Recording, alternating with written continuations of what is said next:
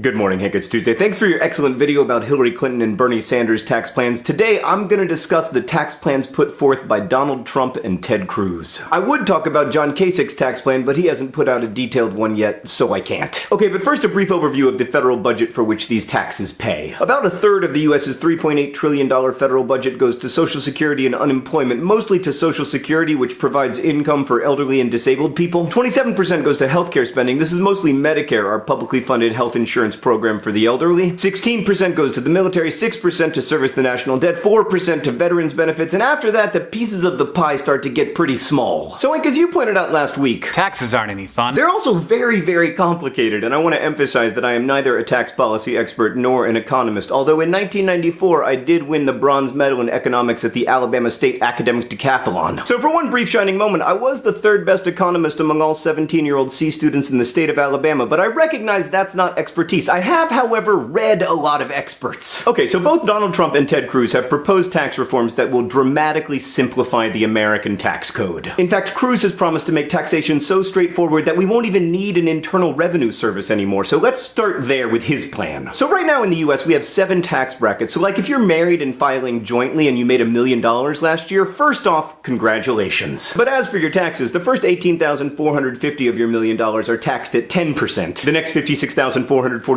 are taxed at 15%, etc., with everything over $465-ish thousand taxed at the top US marginal tax rate of 39.6%. Except not actually, because of deductions. Like if you have a mortgage, you can deduct the interest you pay, money you give to charity can be deducted as well, your student loan interest might be deductible, some retirement savings, some childcare costs, lots of other stuff. But let's imagine an extremely unlikely scenario where you're making $1 million a year but don't claim any of these deductions. You can still claim the so-called standard deduction. This is a tax deduction available to everyone. If you're married and filing jointly, it's currently $12,600 per year. So your first $12,600 of income wouldn't be taxed regardless. In the end, with $1 million of income taking only the standard deduction, you'd pay around $343,427 in tax, an effective tax rate of like 34.3%. The same family earning $250,000 a year would pay $53,755, an effective tax rate of 21.5%. And if your family had the median US household income of around $52,000, you'd pay just under $5,000 in federal income taxes, an effective tax rate of about 9.6%. Ted Cruz's plan is to collapse these 7 tax brackets into a single 10% tax rate for all income. This is sometimes called a flat tax. Crucially, Cruz would also increase the standard deduction to $20,000 a year for married couples filing jointly. So the median US household income would end up paying $3,200 a year in federal taxes instead of $5,000, a reduction of $1,800 or 34%. The family making $1 million a year would pay $98,000 a year in taxes, a reduction of $245,000 per year or 72%. So everyone would pay less tax, but the wealthiest Americans would see by far the biggest cuts, both in percentage and absolute dollars. Cruz would also eliminate most of the aforementioned tax deductions, except for mortgage interest and charitable giving. He would also eliminate all federal gift and estate taxes and repeal all corporate and payroll taxes in favor of a 16% kind of VAT, which is where it gets really interesting. Insofar as this stuff can be interesting. By the way, Europeans were like, oh my god, he finally said a word I recognize, VAT. Kinda. In most European countries, there's a broad tax on consumption called the VAT, or value-added tax. Cruz's VAT is a little different. Basically, it taxes businesses' revenues minus their capital investments and the money they pay to other companies. I'm gonna oversimplify here a little bit, but imagine I wanted to start a company selling t-shirts that celebrated my love of pizza that were available for $20 right now at dftba.com. Now imagine that I had to pay a company $10 to manufacture each t-shirt. I would only pay VAT on the $10 difference. The other company would pay VAT on the $10 that I paid them. And then they would get to subtract any non-wage costs they incurred making the shirt, etc. Also, if I wanted to buy my own machine to make t-shirts, I could subtract the cost of that machine from my revenue before paying the VAT. The money left over is either profit that goes to owners or wages that go to employees. So basically, it's a tax on both wages and corporate profits, and it would aim to do a better job than our current system does of actually, like, taxing economic activity, which would be good because, as you might have heard, with the current system, there's a fair bit of tax avoidance going on. Lots of economists, although certainly not all of them, like like the idea of this kind of VAT. But Cruz's specific plan would dramatically reduce the amount of federal revenue. Like the Nonpartisan Tax Policy Center calculates that Cruz's plan would reduce federal revenue by $8.6 trillion over the next 10 years. Now, Cruz says that by eliminating the IRS and a few other federal agencies, the government can save $500 billion over the next decade, but that's less than 10% of the shortfall. Like, if you ceased all military spending in the United States, you'd still be $2 trillion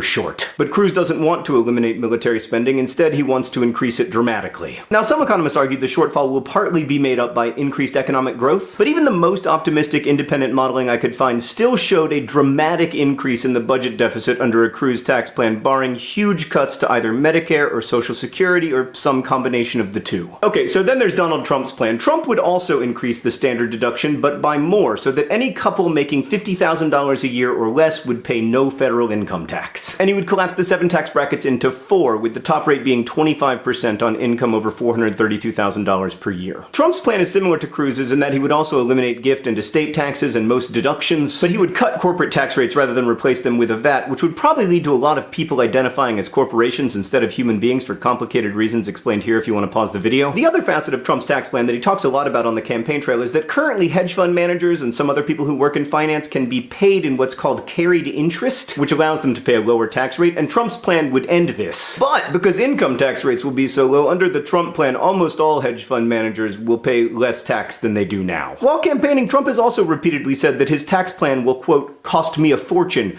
which is just not true. Like under the Trump plan, if you make $1 million a year, you'll pay about $200,000 a year in taxes, which is much higher than under the Cruz plan, but much, much lower than the current rates. But altogether, Trump's proposed tax plan would actually cost the federal government more revenue than Cruz's plan, somewhere between $10 and $12 trillion over the next decade. That's about like 25% of the total federal budget. He has said that his tax policy will be revenue neutral, but in response to that, the right-leaning Center for Federal Tax Policy wrote an op-ed entitled, "Donald Trump's tax plan will not be revenue neutral under any circumstances." The Tax Policy Center, meanwhile, estimates that eliminating the United States military altogether would cover just about half of the revenue gap created by Trump's tax plan. So in summary, Ted Cruz's tax plan involves a radical simplification of the tax code. A flat 10% income tax would lead to lower taxes for all Americans, but the wealthy would benefit the most. And Cruz's strategy for revamping the corporate tax code has support among a lot of economists, but the low rates would lead to dramatically higher budget deficits. Trump's tax plan would probably lead to even bigger deficits. As with Cruz's tax plan, everyone would pay lower taxes, but the rich get the majority of the benefit, although Trump's tax plan does not benefit the rich as much as Cruz's does. But more importantly, neither of these plans is at all feasible unless we completely reimagine the role that government plays in American lives, especially the lives of the elderly, the disabled, and military veterans. Budget cuts to services benefiting those people are extremely politically unpopular, so much so that both candidates have promised to find a way to preserve those programs. But to speak frankly, neither of these candidates has offered a serious explanation for how they would do that. You simply cannot cut government receipts by 20% while preserving the programs that together make up more than 80% of the budget. Hank, I'll see you on Friday.